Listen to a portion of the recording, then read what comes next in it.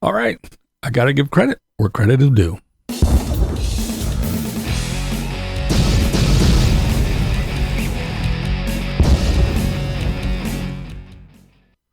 Going to talk about the Campulance Man, but first I want to talk about Bunny Plays Here.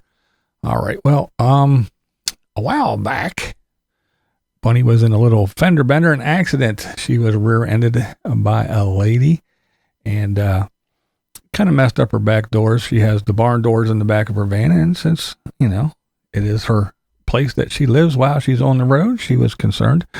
She did get the doors closed, and everything was seemed to be good, so she was going to wait, per the advice of insurance company and others, to wait till she gets back home in her home state to get the repairs done. So she did just that.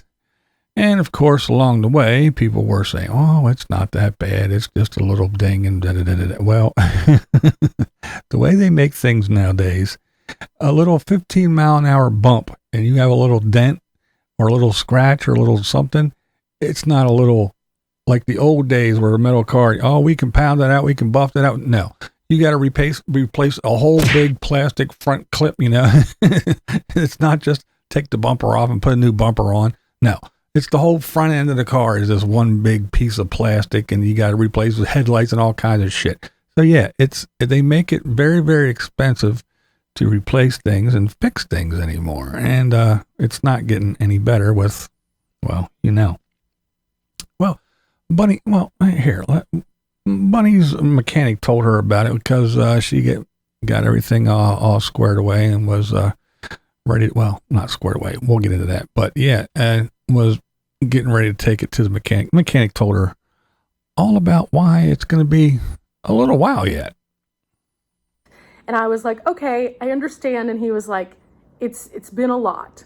Basically, he informed me that there's a lot of people who have parts that have been on back order and then been on back order and then been on back order. It's just the world that we live in currently. I've noticed that even people who are getting new vehicles are having to wait an extended amount of time if they want to get certain vehicles because the production lines just aren't cranking it out like they were. So this is just like a real thing that's going on.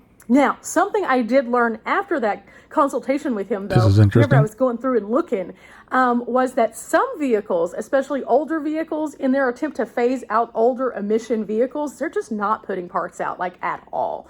And I think that is wild. So if you have an older van, that is something to think about. Because there you go. And that's just one of those things, because I talk about it on here. I'm talking about, hey, prices of, like a new RV or a new van or no, don't buy new, buy used. Yeah, buy used. So when it breaks down, you're like these people that buy schoolies, you can't find the parts and the junkyards and everything are picked dry because you can't get parts for it anymore.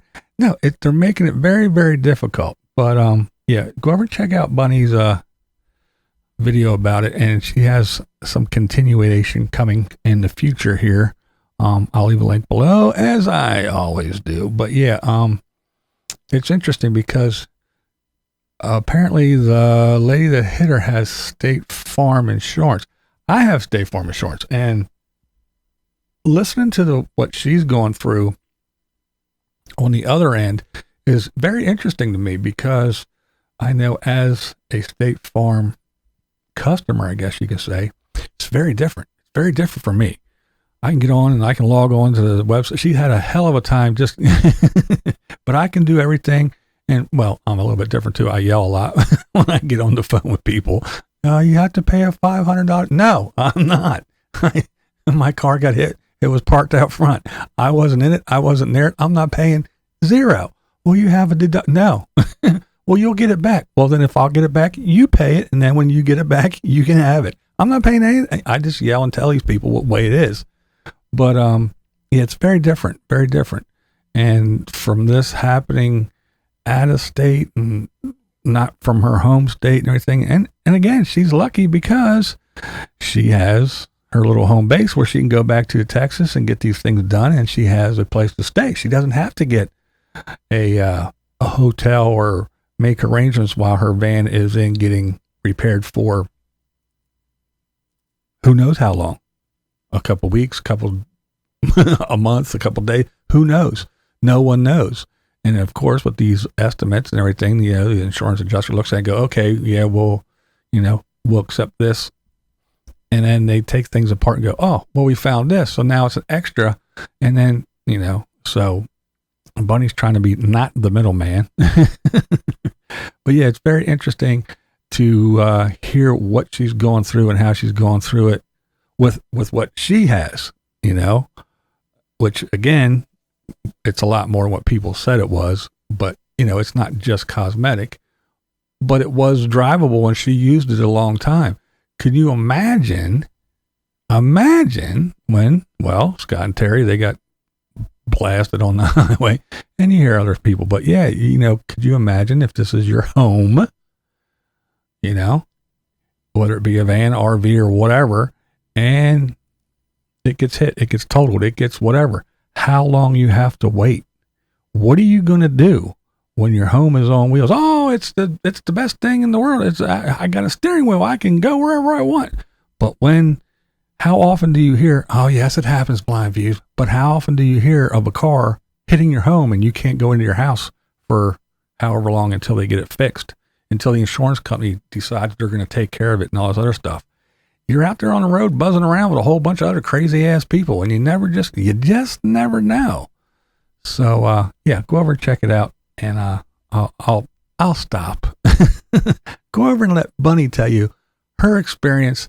And she says she does have some follow-up stuff coming. So, go check that out for sure. Now, hold on to your seats, folks. Campulance Man, believe it or not, he put out a really good video. That's right. It's all about an e-bike. And for his daughter, Daylin, I believe is her name. He's got a pretty kid. She's a cute kid.